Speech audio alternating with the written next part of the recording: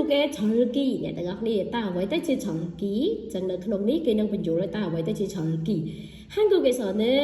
해가 하늘에서 지나는 길을 보고 1년을 24시기로 나누어 계절의 변화를 나타내는데 이를 절기라고 한다. 7일을 단위로 생활하는 요즘과는 다르게 옛날에는 절기를 사용하여 15일을 단위로 살았다고 할 수 있다. 24절기는 최근에 많이 사용되진 않지만 아직도 몇몇 절기는 여전히 계절의 변화를 알려주는 날로 한국인의 일상 속에 자리 잡고 있다.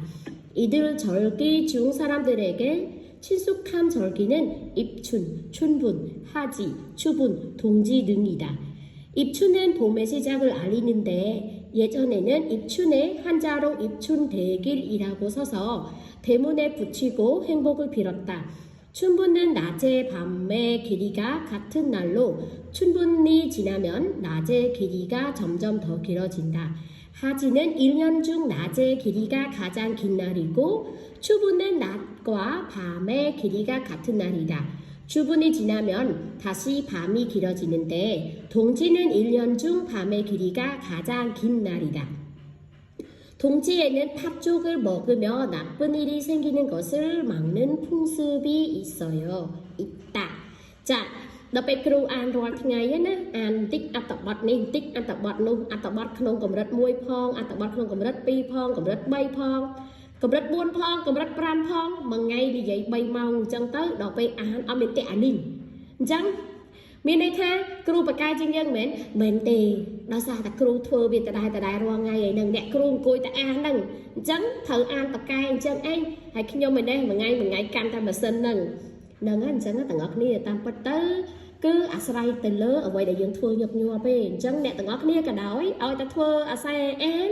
អាសាពេលដែលអានណាត្រូវបញ្ចេញសំឡេងណាអានឲ្យលឺ소리 내어 읽으세요ដើម្បីអានបានល្អតើតែទាំងអស់គ្នាអានកុំអានស្ងាត់អានបន្លឺសំឡេងព្រោះពេលខ្លះទៅយើងអត់ដែរអានបន្លឺសំឡេងស្រាប់តែឲ្យអានពឹបមានអារម្មណ៍ថាអួយដូចអៀនសំឡេងខ្លួនឯងមិនមែនទេមានដែរអៀនសំឡេងខ្លួនឯងអត់អៀនសើយូអានបន្លឺចាដាក់ទូរស័ព្ទផងដល់កុំថាឡើយអានដាក់ទូរស័ព្ទអានខ្លួនឯងហ្នឹងណាពេលឮសំឡេងខ្លួនឯងដូចរឿងអៀនសំឡេងខ្លួនឯងអញ្ចឹងហើយតែយូធ្វើម្ដងណាអៀនសំឡេងខ្លួនឯងនឹងទៀតអញ្ចឹង여러분 몰라도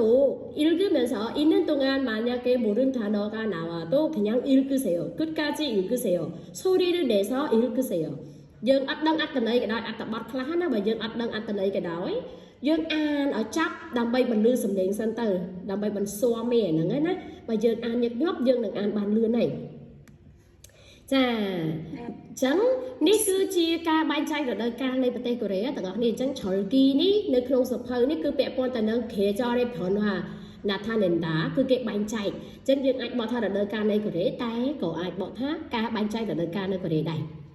자, 한장 한국에서는 해가 하늘에서 지나는 길을 보고 1년을 24시기로 나누어 계절의 변화를 나타내는데 이를 절기라고 한다. 자, tất cả những nơi bên Korea nè, cứ theo 해가 하늘에서 지나는 길을 보고 cái mơ plơ đại prehatit nó ho lơ mê. 자, prehatit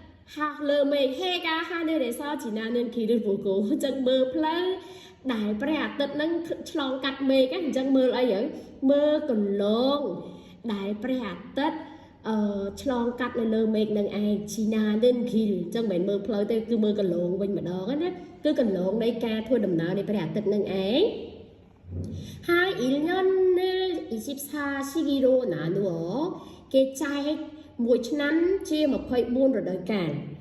hỏi 계절의 변화를 나타내는데 hai việc bằng hai pi bằng rai bằng này rồi đời ní kể hai việc thá chia 절기 chẳng cứ chỉ cả bàn chay rồi đời cứ chia rồi đời đại kê mơ tam dạ ca bàn chay tam dạ ca mơ cần lông rồi bỏ và đạt tịch là lơ mệt nâng ấy hai cái chay một năm chia 24 rồi đời cản 자 7일을 단위로 lấy chia từ 4 បើយើងមើលអត្ថន័យគឺចាប់ពីកិច្ចសព្ទមួយនេះគឺមើលអានឹងរួចហើយមើលកន្លងផ្លូវប្រតិទរួចហើយគេបែងចែកមួយឆ្នាំទៅជា24រដូវកាល ហើយវាបង្ហាញពីការផ្លាស់ប្ដូររដូវអញ្ចឹងអានឹងយើងហៅវាថាជាឆលគីខ្ញុំដាក់ម្ដងទៀតណាខ្ញុំដាក់ម្ដងទៀតឲ្យអ្នកទាំងអស់គ្នាមើលឡើងវិញពាក់ព័ន្ធទៅនឹងការបកប្រែក៏ដោយក៏ត្រូវការយល់វេយ្យាករណ៍ច្បាស់ដែរមិនមែនតែពីអីទាំងអស់គ្នាអ្នកដែលបកកែវេយ្យាករណ៍គឺបកកែចាប់កន្លែងបកប្រែហើយដឹងថាផ្ដាច់ពីណាទៅណីហើយ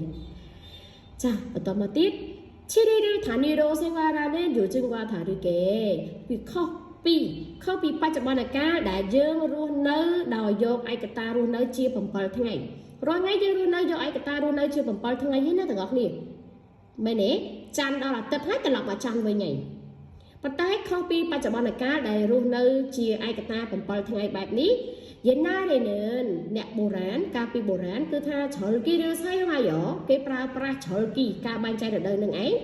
đòi luôn nơi chia 15일을 단위로 살았다고 할 수 있다. chân dương anh vậy tha nè bộ rán nè piสมัยមុនគឺគេរត់ជីឯកតា15ថ្ងៃដោយប្រើប្រាស់ការបែងចែករដូវណែ